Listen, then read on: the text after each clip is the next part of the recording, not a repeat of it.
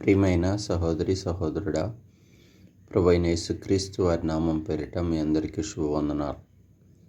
మరి యొక్క శ్రేష్టమైన దినమును ప్రభు మనకు అనుగ్రహించినందుకై దేవునికి మహిమ కలుగును గాక.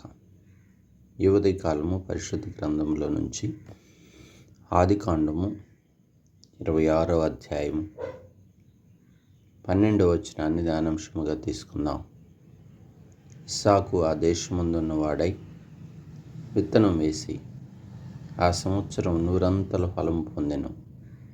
యెహోవా అతన్ని ఆశీర్వదించిన గనుక ఆ మనుష్యుడు గొప్పవాడాయను. ప్రియ సహోదరి సహోదరుడా, ఇక్కడ ఒక ఆత్మీయమైనటువంటి కుమారుడు ఇస్సాకును గూర్చి మనం వింటున్నాం. ఇస్సాకు పొలము వ్యవసాయం చేశాడట. వ్యవసాయం చేస్తుంటే ఆ సంవత్సరం 100 ఫలం వచ్చింది. దేవుడు అతన్ని ఆశీర్వదించాడు. మిక్కిలి గొప్పవాడాయాడు. క్రమక్రమంగా అభివృద్ధి చెందాడు. అతని ఆస్తి అంతయు గొర్రెలాస్తి, వడ్లాస్తి, పనివారు, దాసులు, గొప్ప సమూహము కలిగి ఉన్నారు. ఫిలిస్తీయులు అనగా వారి శత్రువులు అసూయపడినంతగా దేవుడు అతన్ని దీవిస్తూ వచ్చాడు. ఎంత గొప్ప ఆశీర్వాదాన్ని పొందాడు. ప్రియ సహోదరి సహోదరుడా, వింటున్నావా? ఇస్సాకు అంతగా ఆశీర్వదించబడ్డాడు. కారణం ఏంటి? ఇస్సాకు యొక్క జీవితంలో మొట్టమొదట ఇస్సాకు ఆదికాండం 22వ అధ్యాయంలో గమనిస్తే తన తండ్రి యొక్క చిత్తానికి విధేయత చూపించాడు. ఇస్సాకు విధేయత కలిగినటువంటి కుమారుడు. దేవుని మాటకు లోబడతాడు. దేవుని చిత్తాన్ని జరిగిస్తాడు. దేవుని ఆజ్ఞలను గైకొంటాడు. అందుకే తనకు విధేయులైన వారిని దేవుడు ఎంతగానో ఆశీర్వదిస్తాడు. నిజంగా రెండో అనుభవం కనుక చూస్తే ఇస్సాకు పొలములో, మరి ఆ వివాహ సమయంలో చూస్తే రిబ్కా వస్తున్న సమయంలో పొలములో వాక్యము ధ్యానిస్తున్నాడని ఉంది. వాక్య ధ్యానము కలిగిన వాడు. నిజంగా వాక్య ధ్యానం వలన తన ఆత్మీయంగా ఫలింపులో ఉన్నాడు.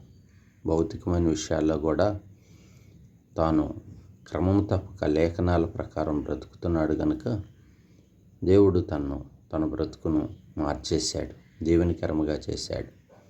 మొదటి స్థితి కంటే తన స్థితిని మార్చి బలపరుస్తూ వచ్చాడు.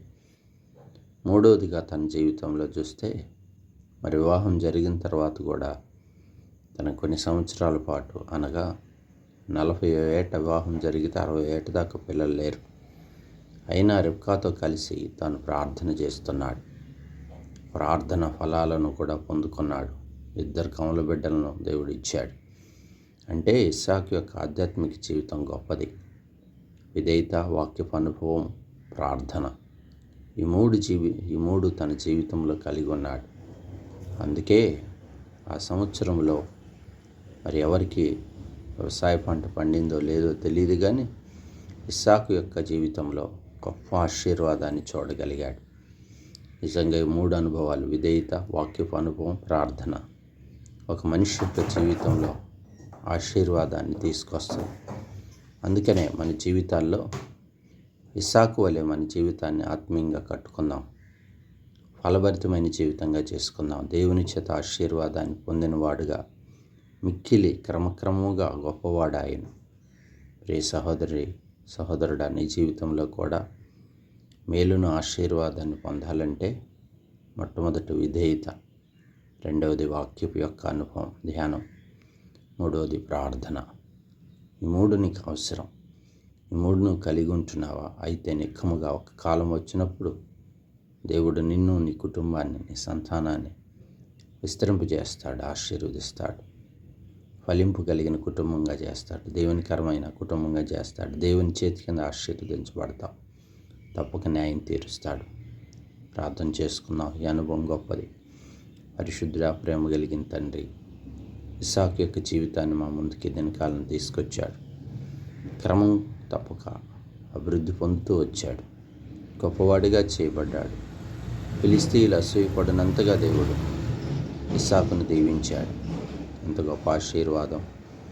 మా జీవితాల్లో కూడా ఇస్సాకు కలిగిన అనుభవం, విధేయత, వాక్య లేఖనాల ధ్యానం, ప్రార్థనా జీవితం కలిగి మేము కూడా దేవుని పొందుటకు సహాయం చేయం. నిబిడలైన వారిని ఆశీర్వదించం, అలాగుండుటకు సహాయం చేయం. పరిపూర్ణంగా మీ చేతికి అప్పగించుకుని దాని కాలు బిడ్డల భవిష్యత్తును దీవిస్తూ రండి, సహాయం చేయండి. అంతేకాదు కుటుంబాల్లో వ్యాధిగ్రస్తులను, పడకలో ఉన్న వారిని స్వస్థపరుస్తూ రండి. ఫలం లేని వారికి కూడా మంచి గర్భఫలాలు దయచేయం. ఈ దినమంతయు కృపలో బలపరుస్తాను. మాసాంతం వరకు ఇంతవరకు మీరు కాపాడినందుకై స్తోత్రాలు చెల్లిస్తూ యేసుక్రీస్తు నామంలో ప్రార్థించి స్తుతించి అడిగి వేడుకుంటున్నాం తండ్రి. ఆమేన్.